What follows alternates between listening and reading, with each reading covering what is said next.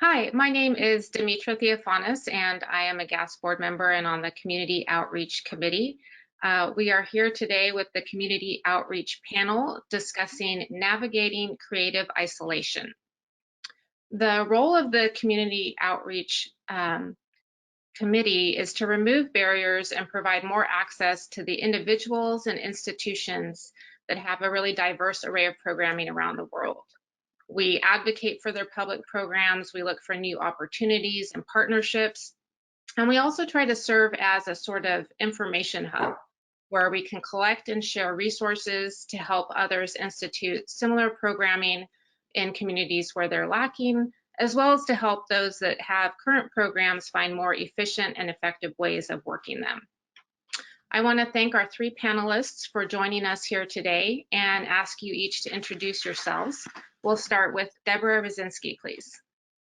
Hi, I'm Deborah, based at the Appalachian Center for Craft in Smithville, Tennessee, and we are part of Tennessee Tech University, and we have kind of two main interdependent identities. So we have a workshop life similar to a Penland or Pilchuck, and we also have a university life. So we serve these different constituencies in different ways.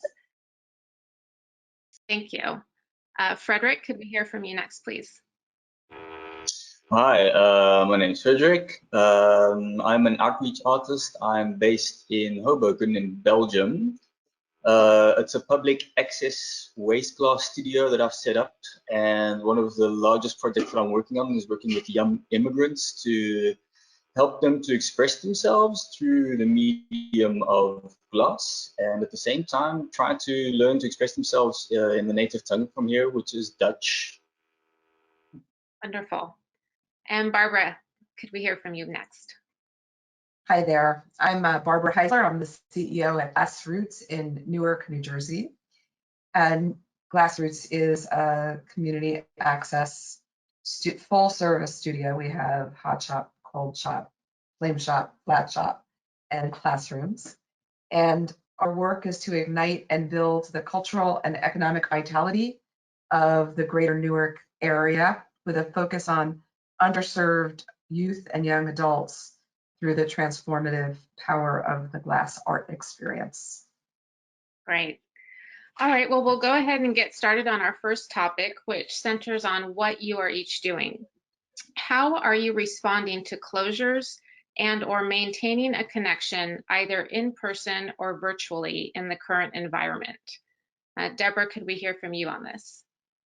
Sure, it's certainly been a day-by-day thing. I'm sure that's true for all of us. I think we've been quite fortunate. We're in a very remote area.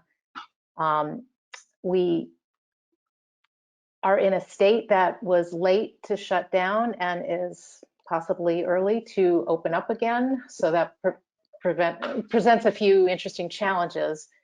But we are, in addition to having studios in clay, glass, metals, fibers, and woodworking, we also have residences here. So we have 6 artists in residence who live here. We have a number of senior level thesis students who have been granted access now in the studios, but we're officially shut down to the public. So we're in this kind of in-between space right now. And my personal focus has been to kind of help everyone gain a comfort level because it has been scary. And so we've spread everyone in housing out so they have plenty of space to feel safe. And we've reduced our staff on site. So most staff are working remotely with a few people on each day to minimize contact. And our workshop life, unfortunately, had to completely shut down. We were incrementally shutting down early in the summer and now decided that it really isn't responsible to continue without shutting down. The thought of bringing folks from all over the country into a confined space to work on projects in close quarters, it just doesn't feel like a responsible thing to do. So that's all shut down. But our thesis students who are part of the academic programs, we have 10 right now, are in studios basically 1 or 2 at a time having some access. So we're kind of in this in-between world right now. And Barbara, does that echo sort of the things that you are following where you're located, or are things substantially different? So we're in a different environment. We are in the epicenter of the coronavirus in the United States. So we are 5 miles outside of New York City. We have a lot of connection to New York City. And in terms of New Jersey having the second most incidence of the virus, our hometown of Newark is the highest rate. So knowing how densely populated our area is, we started planning pretty early on. When we started watching what was going on in Europe, we actually started setting up protocols back in February. I look back at my calendar, I'm pretty amazed. They actually figured this out when we did. And we started planning for what would happen if, we had to close our doors to the public, and if we had to close our studios to our artists, and, also what would happen if we had to close our doors totally.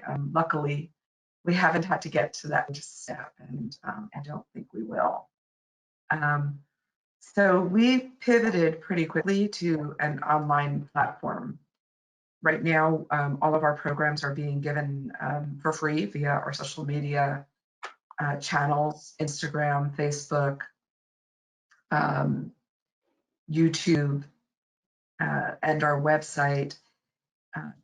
But we're currently in the process of figuring out how do we start to regain some control of our finances. We're very lucky to have gotten the government PPP funding for the next 8 weeks, and we see that as a real gift to give us time to figure out how we can connect to our community and keep our artists engaged with all of our students and our larger community in a meaningful way. And so we're looking at, what does it mean for a glass art studio to become a distance learning center?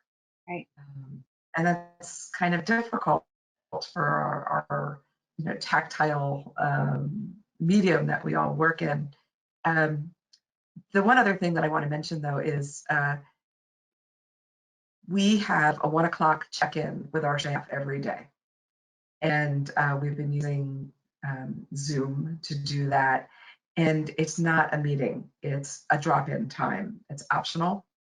And it's been really good for us to be in touch with each other, to support each other right now, to help us figure out how we act in this place, both as artists, professionals, and as people. And so when we think about connections, it's not just connections to our constituents, to our clients, our students, but it's also connections to each other. And I'm appreciative that we've been doing that. Great, thank you. And Frederick, in Belgium, are you having a similar environment there, or how are you navigating things?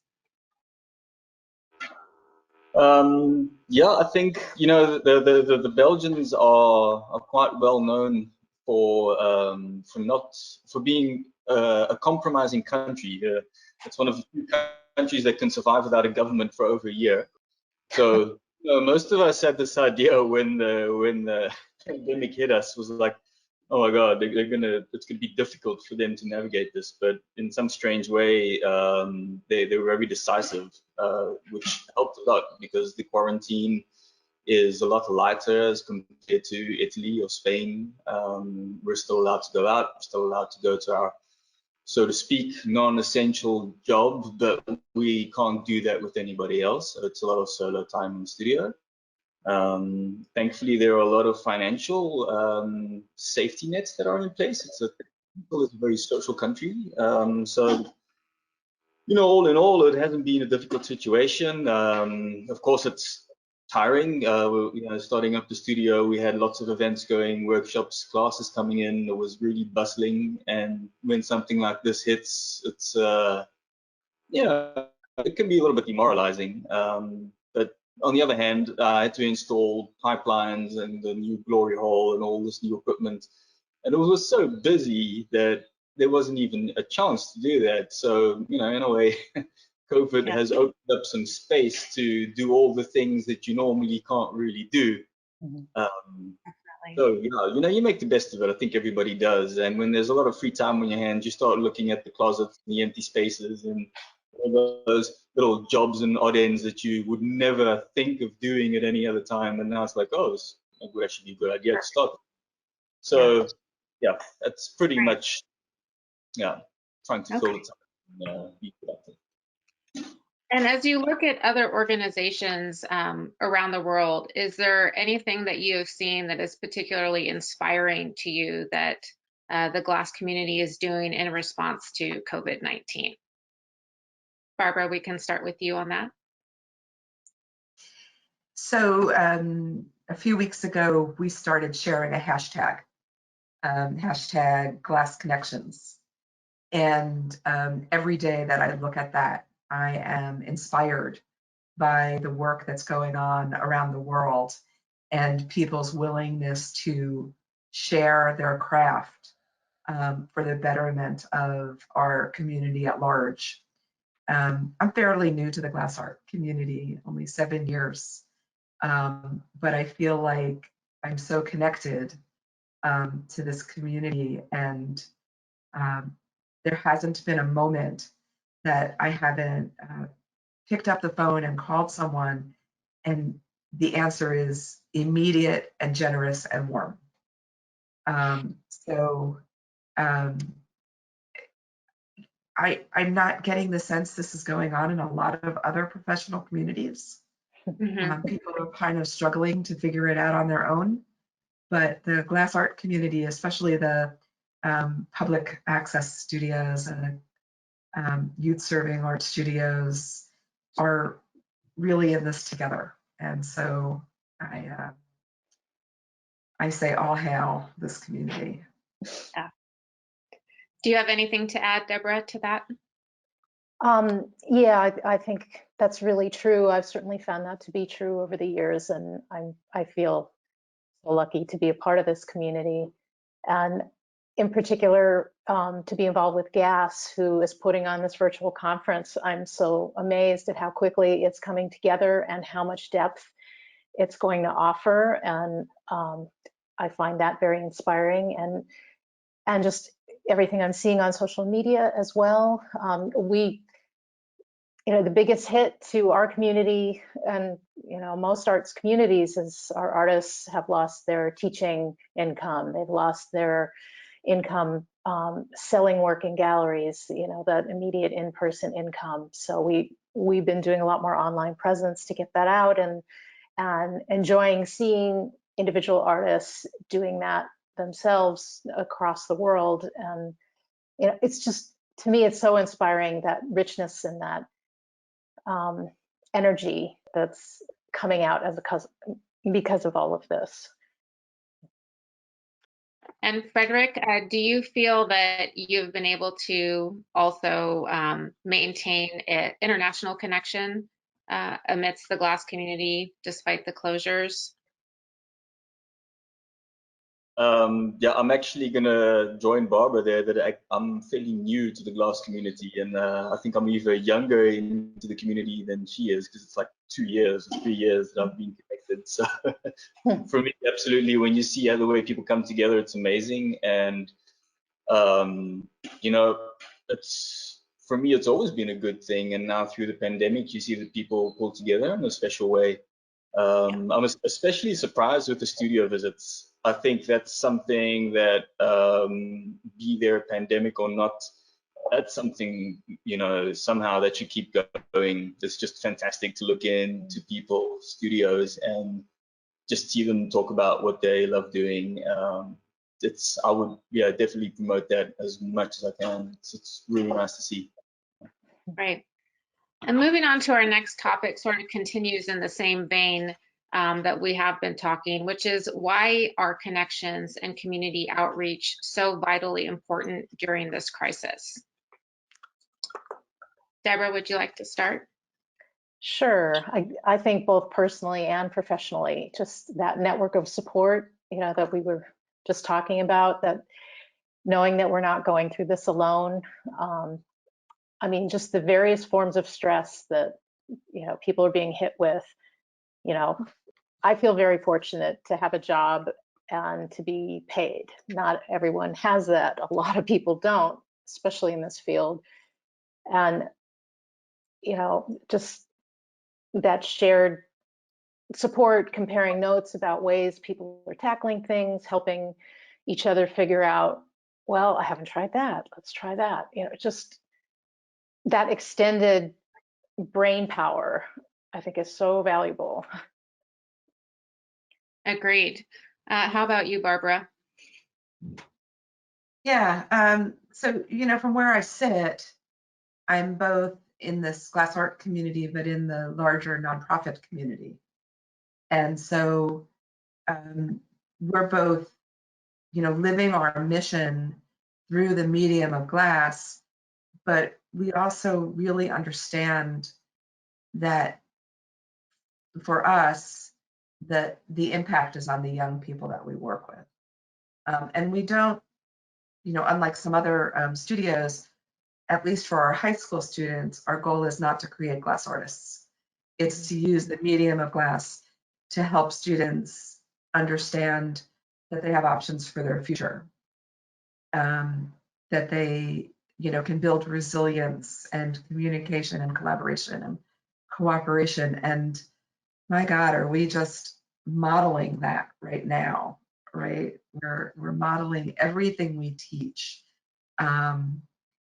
And so being able to build on that, being able to convey that to our students, why this self-determination, why having agency is so important. These connections are helping us demonstrate that none of us need to go at this alone, and that we can get through even the roughest of times. Unfortunately for a lot of our students who live in pretty desperate situations anyway, this is just compounding that. We know that who is being most severely impacted by this crisis. And for many of us that provide, access to our studios, it's the same young people who are regularly impacted that are being doubly impacted here. And so, being able to stay connected to students, being able to stay connected to our staff, and being able to stay connected to this community, I think is a real life lesson for everyone involved. Yeah, and I think that, as we touched on early on, glass is such a hands-on activity, and being in this crisis has really underlined how dependent we are on technology to bridge that gap right now, that we can't be working as a team in the shop and we can't be running those community events in person. So as we examine those digital connections that we are so reliant on right now, are we still able to connect with underserved communities as effectively as those are not? And if not, how can we address that? Frederick, would you like to start?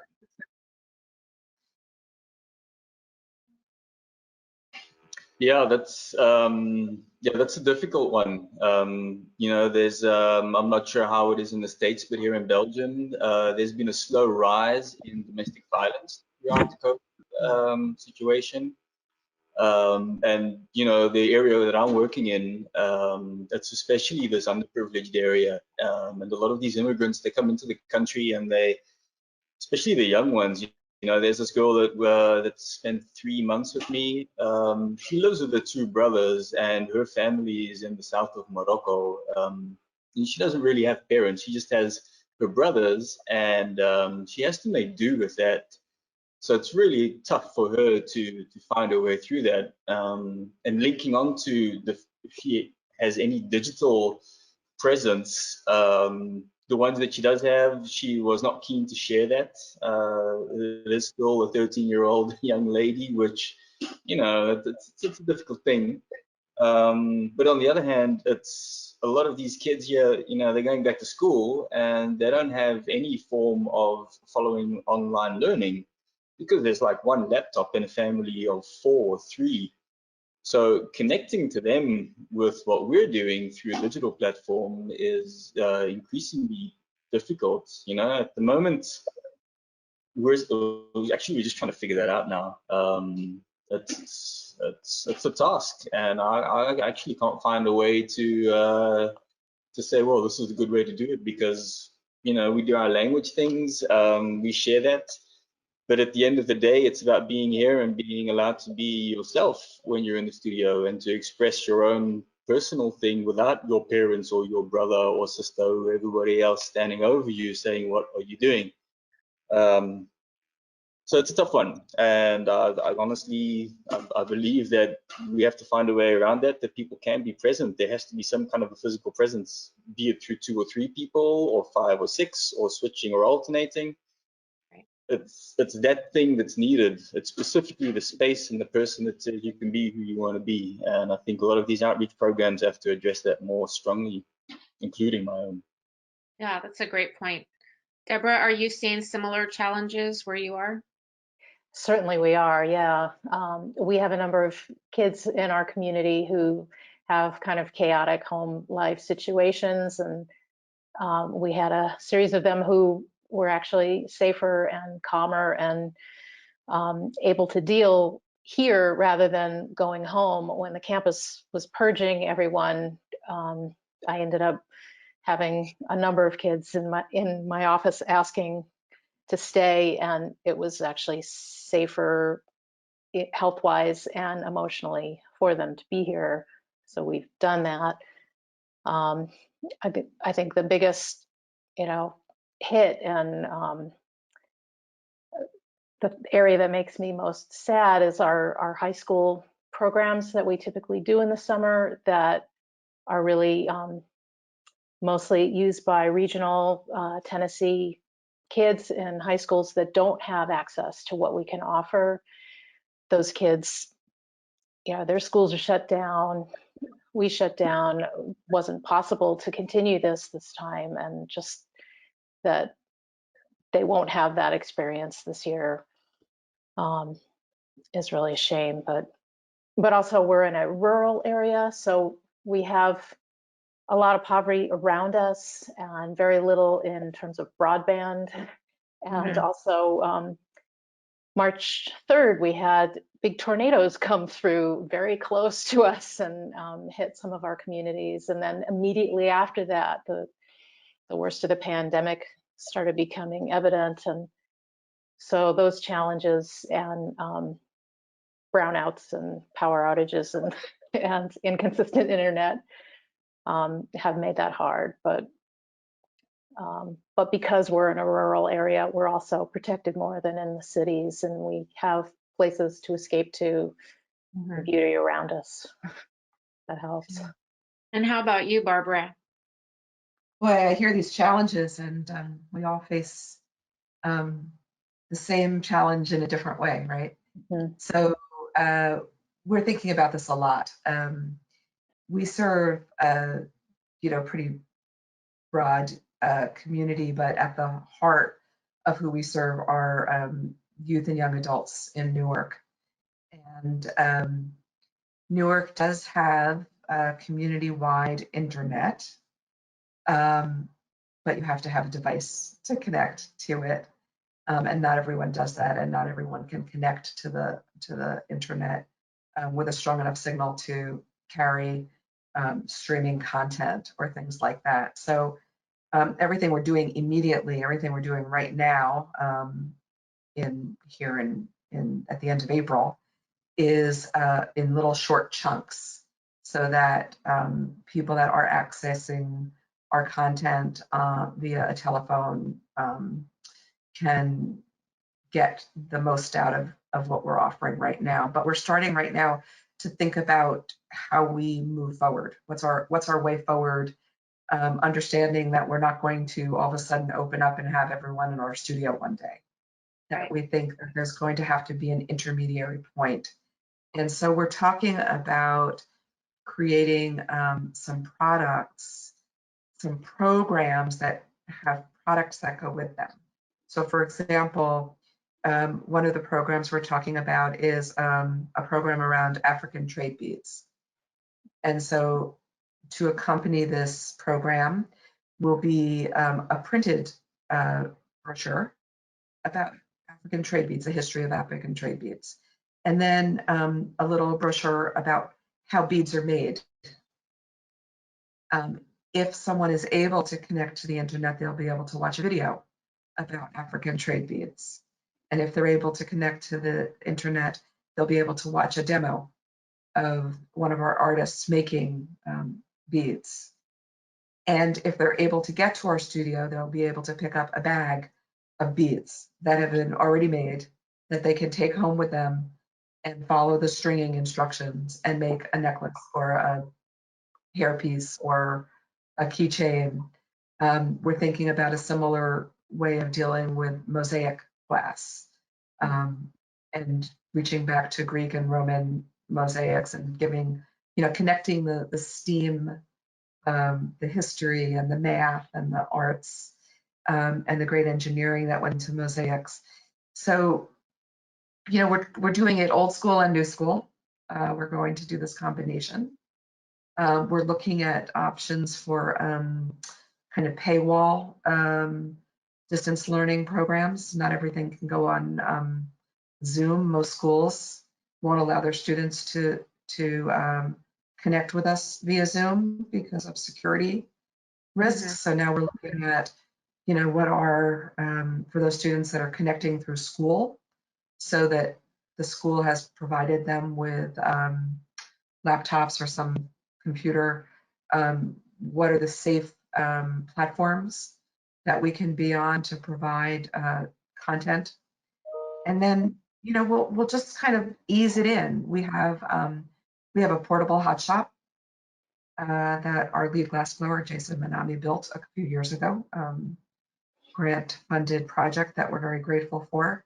And so, if people can't come to our hot shop because it's too confined, we'll have to take our hot shop out and bring that to the public so that they can experience the wonder of bone glass. But we're going to do it, right? We'll inch along until we get to the place that we can all be in the right place together.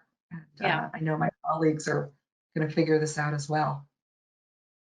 Well, I'm in the Silicon Valley area here in California, and one thing that was interesting that I read recently was a local company that donated 4,000 Chromebooks and 100,000 Wi-Fi hotspots so the students of California could more adequately access things in the current situation. Governor Gavin Newsom said that still puts us at 162,000 hotspots short of serving all of the students that we need to. And it just sort of brought to light to me the notion of corporate responsibility, where that role is for companies, how dependent we are on that, and whether you've seen that sort of generosity in any of your own communities in terms of the local companies reaching out in a way to sort of fill that void right now. Does anyone have any experience in that regard?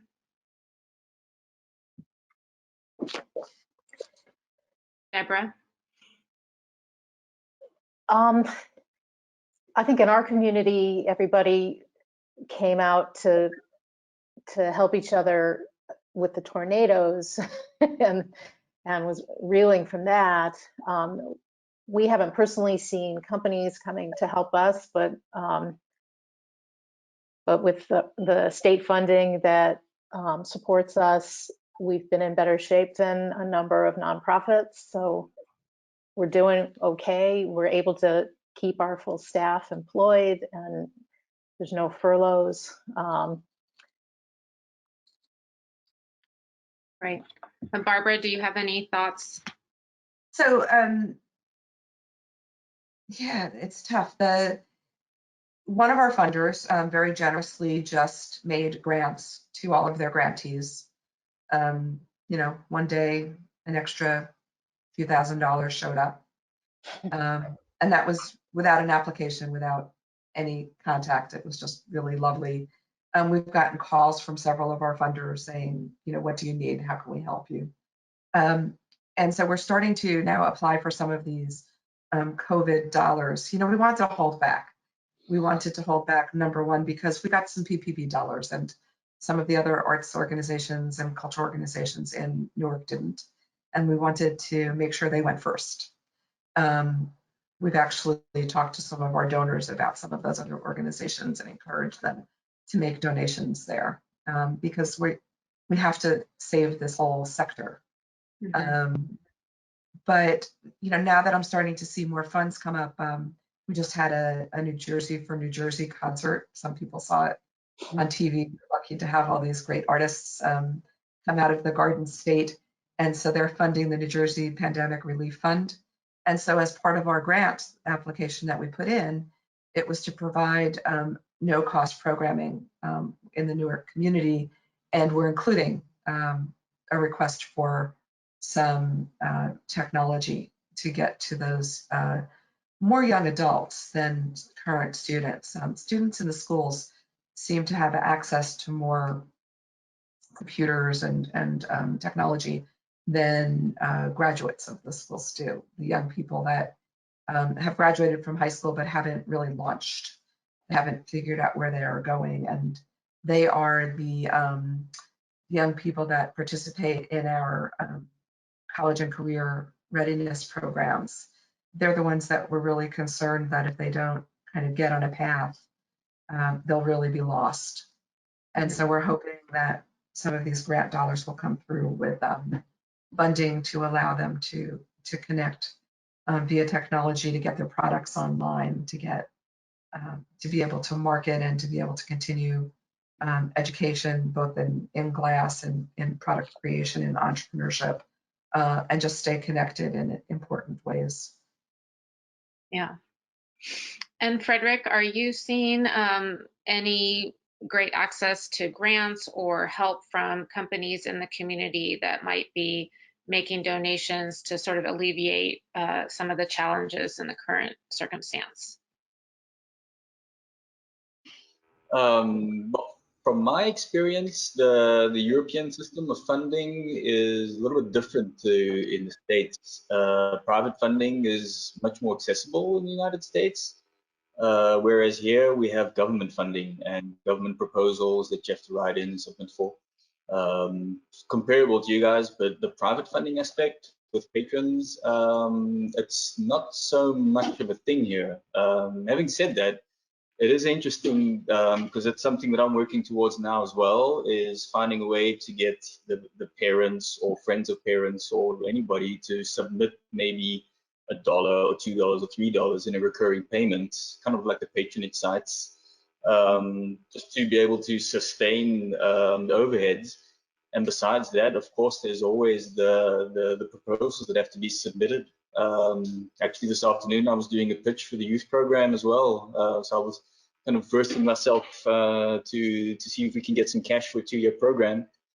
Everybody is looking towards the experimental programs at the moment. Crafts in general have been making a comeback. As far as I can tell, ceramics has been booming for the last few years in Belgium, especially the workshops and working galleries. So I'm kind of hoping that glass will be on the next step up after that. And especially now, you know, outreach programs are more important than ever. Relating to underprivileged kids that are stuck in a situation where things go from bad to worse, which they have in the last few months. So it becomes relative. And I'm hoping that in some way we can use what's happening to do a bit more good. You know, we can really promote this, find ways to work around the COVID restrictions. Something that I'm doing specifically is taking in less students, working different hours, you know, 3 or 4 students in the shop at a time, working outside, indoors, outdoors. It's just finding routes and patterns through the shop that people can be in and that it stays safe. and at the same time, just trying to get them here as well. It falls back into that thing where I work specifically with schools that teach young immigrants the basics of the language before they continue on in their education. So I found like let's say a pool of interest where I can go and we can pick out young students that we think would need a program like this. And whether there be funding or not, at the moment, as many of you also might do, there comes a point where, as an artist, you just invest in the program that you're running, and you don't get paid for it, and it just keeps going. Yeah, that's something that I've been figuring out as well. Some artists are public artists, communal artists, monumental artists, political artists, and then there's also, I believe, this thing called the outreach artists. And I think that a lot of people that have these organizations, one of my idols, for instance, Dick, I believe that she's one of these outreach artists as well. Yeah, it's inspiring to look up to her and see what she's doing and what she has been doing for all these years. And I can imagine that just as myself and others, there are times where there is nothing and you just have to go for it and keep going. Yeah. Great. Well, to close everything out today, I'd like to get some final thoughts from each of you, either something that you think has come out from this process that maybe was surprising, but something that you hope to carry into the future, or just some general thoughts regarding the sustainability of your programs and the challenges you're facing. Deborah, we can start with you. Sure. I mean, just in general, we've had goals to expand some of our outreach programs with high schools and looking for other sources of revenue. And we have had more luck with individual donations than with large company-related donations. So we're originating some new events to make that happen. So I have more time at the moment, and as does my staff, to focus on some of these bigger goals and getting to them closer in time frame than we might have otherwise. So so that's been good. But just in general, I don't know, I found it personally a really good time to think about,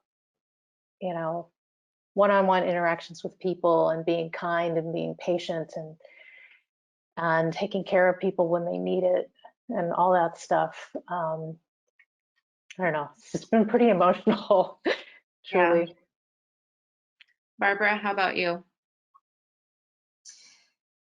So let's see. There's been a silver lining for us. Not one that I would ever have chosen to explore, but we're doing our best to make lemonade here. Let's see how many metaphors I can get into that. So we've taken time to document our curriculum, which we've never really been able to do because we just do, and we've never really documented.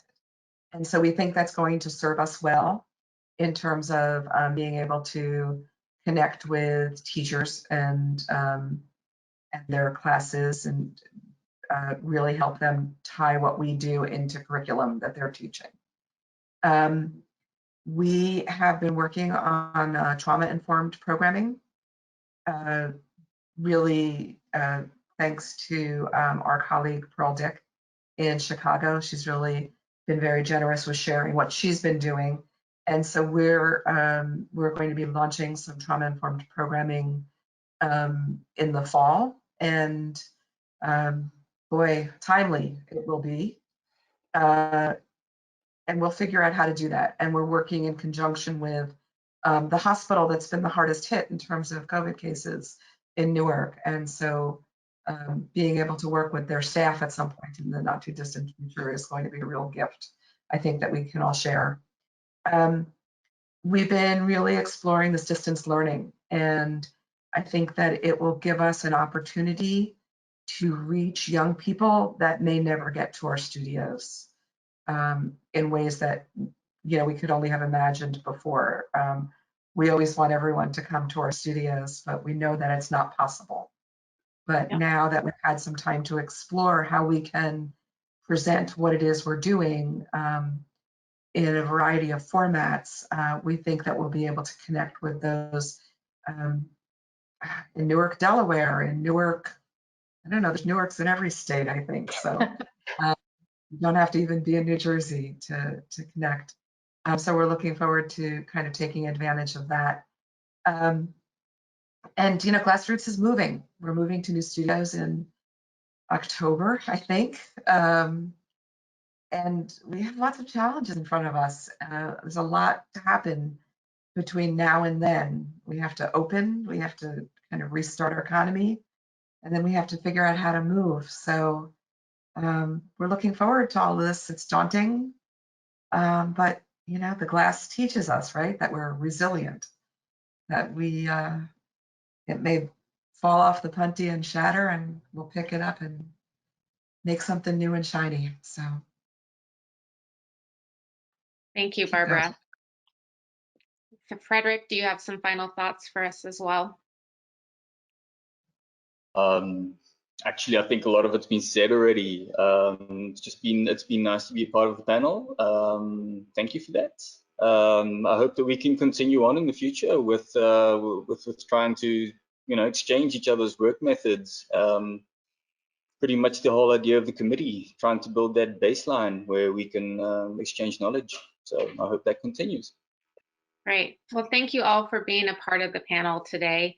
As we move into the future, I am thinking of all of you, as we all are, trying to work together and do what we can to help one another. And in that vein, look for the hashtag Glass Connections as you are online, and also for the community outreach features, which we will be adding to the GAS website.